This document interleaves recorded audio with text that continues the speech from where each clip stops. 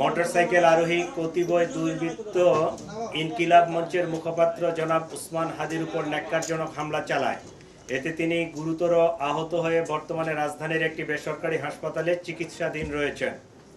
উক্ত ঘটনার পরপরই ঢাকা মেট্রোপলিটন পুলিশ হামলাকারীদের গ্রেফতারের জোর প্রচেষ্টা চালিয়ে যাচ্ছে। ঘটনাস্থলের সিসিটিভি ফুটেজ সংগ্রহ বিশ্লেষণ করে ইতিমধ্যে দুজন সন্দেহভাজন ব্যক্তিকে শনাক্ত করা হয়েছে। এরা হলো ফয়সাল করিম মাসুদ আর আরেকজন ছিল মোহাম্মদ আলমগীর শেখ।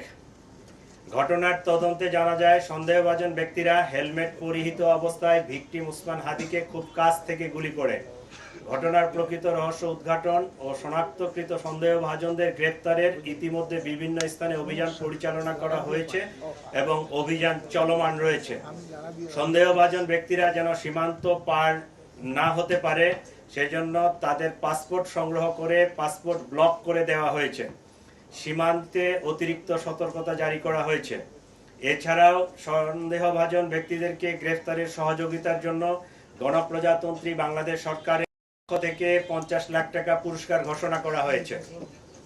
ইতিমধ্যে শেরপুরের নলিতাবাড়ি এলাকায় অভিযান পরিচালনা করে সীমান্ত দিয়ে লোক পারাপার যারা করে এই জড়িত সন্দেহে আমরা দুইজনকে গ্রেফতার করতে সক্ষম হয়েছি, তাদেরকে নিয়ে আসছি।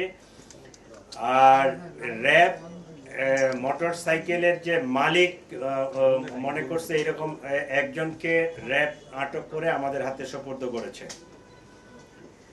প্রিয় সাংবাদিকবৃন্দ, চাঞ্চল্যকর এই ঘটনায় জড়িতদের গ্রেফতারে আমরা আন্তরিকভাবে কাজ করছি। আপনাদের মাধ্যমে সর্বসাধারণের নিকট অনুরোধ, আপনারা যদি কোনো তথ্য পেয়ে থাকেন নিকটস্থ পুলিশকে অথবা 999-এর মাধ্যমে পুলিশকে আপনারা জানাতে পারেন।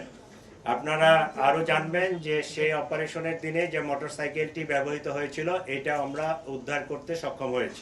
আমাদের কাছে যেটা মনে হচ্ছে সেটা হচ্ছে, আপনারা তো জানেন যে হাদি হচ্ছে ইনকিলাব মঞ্চের অন্যতম একজন সংগঠক। তো এইটার যারা রাইভাল, যারা এটাকে পছন্দ করে নাই, যারা এটার প্রতিপক্ষ, তারাই তাকে টার্গেটেড একটা কিলিং করার জন্য এই হামলাটা করেছে।